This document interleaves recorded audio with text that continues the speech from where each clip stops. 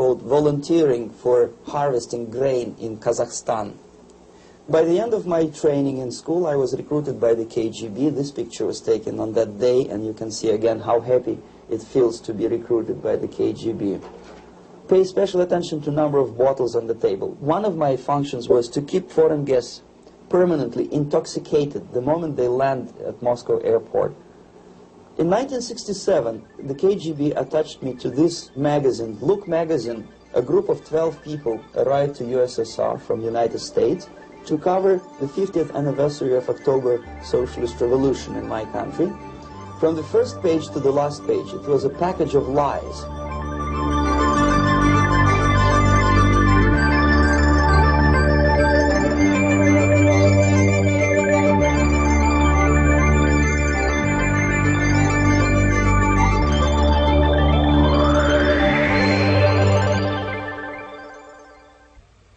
Our conversation is with Mr. Yuri Alexandrovich Bezmenov.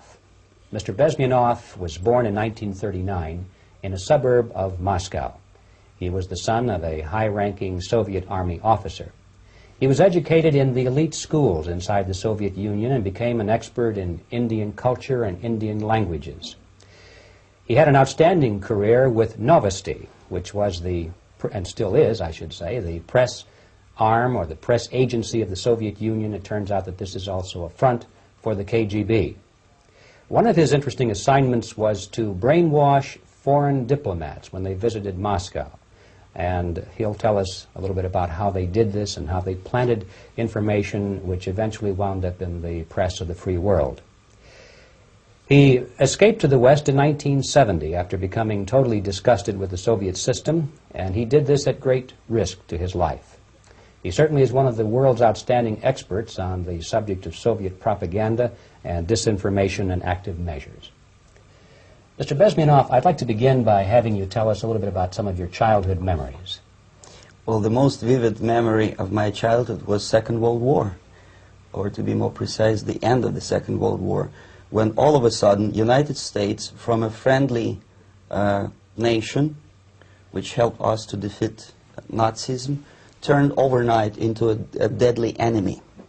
And it was very shocking because all newspapers were trying to present an image of belligerent, aggressive American imperialism. Most of the things that we were taught is that United States is aggressive power, which is just about to invade our beautiful, free, socialist country, that American CIA is dropping Colorado beetles on our beautiful potato fields to eliminate our crops, and each schoolboy had a picture of Colorado bug on the back page of his notebook, and we were instructed to go into collective fields to search for those little Colorado bugs. Of course we couldn't find any, neither we could find many potatoes, and that was explained again by the encroachments of the decadent imperialist power. The anti-American paranoia, hysteria in the Soviet propaganda was to such of such a higher degree that many less skeptical people or less stubborn would really believe that the United States is just about to invade our beautiful motherland, and some secretly hope that it will come true. That's interesting. Yes. Well, getting back to life inside the Soviet Union or inside communist countries in general, in this country, at the university level primarily, we read and hear that the Soviet system is different from ours, but not that different, and that there is a convergence developing between all of the systems of the world, and that really doesn't make an awful lot of difference what system you live under, because you have corruption and dishonesty and tyranny and all that sort of thing. From your personal experience, what is the difference between life under communism and life in the United States? Well, life is obviously very much different for simple reason that the Soviet Union is a state capitalist economically. It's a state capitalism where an individual has absolutely no rights, no value. His life is nothing. It's just like an insect. He is disposable. Whereby in the United States, even the worst criminal is treated as a human being. He has a fair trial, and some of them capitalize on their crimes. They publish their memoirs in their prisons and get handsomely paid by your crazy publishers. The differences, of course, in the daily life are very various, depending on whom we are talking about.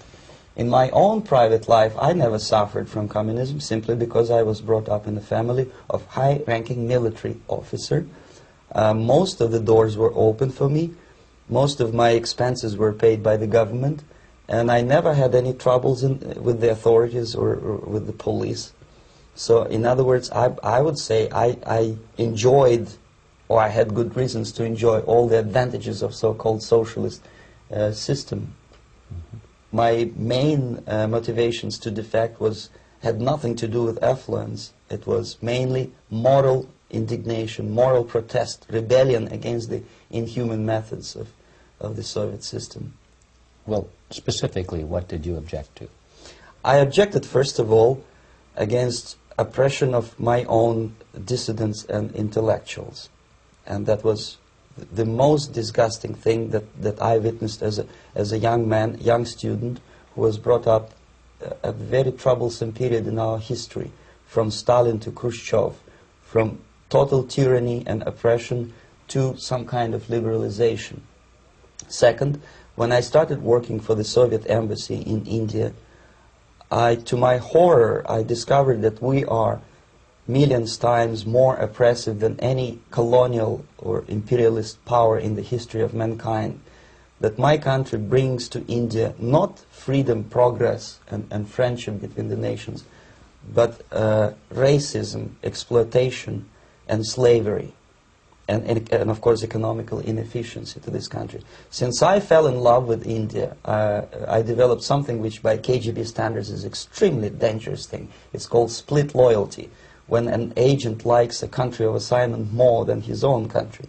I literally fell in love with this beautiful country, a country of great contrasts, but also great humility, great tolerance, and philosophical and intellectual freedoms.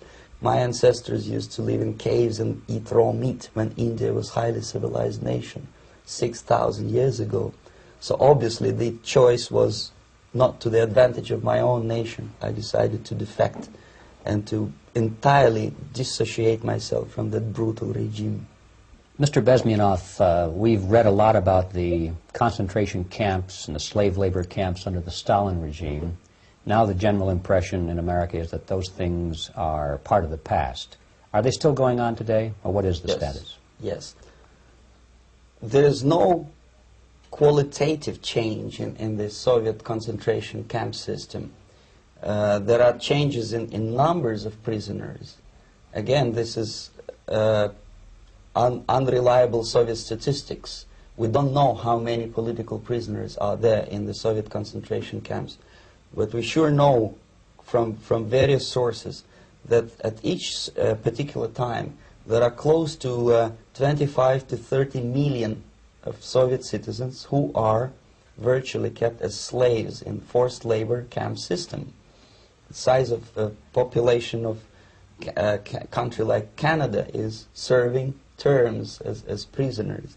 Incredible. So I would say that those intellectuals who try to convince American public that concentration camp system is a thing of a past are either conscientiously misleading public opinion, or they are not very intellectual people. They're selectively blind. They lack intellectual honesty when they say that. Well, we've spoken about the intellectuals in this country and also the intellectuals in the Soviet Union. What about down at the broad mass level? Do the people in general, the working people, the workers in general in the Soviet Union, do they support this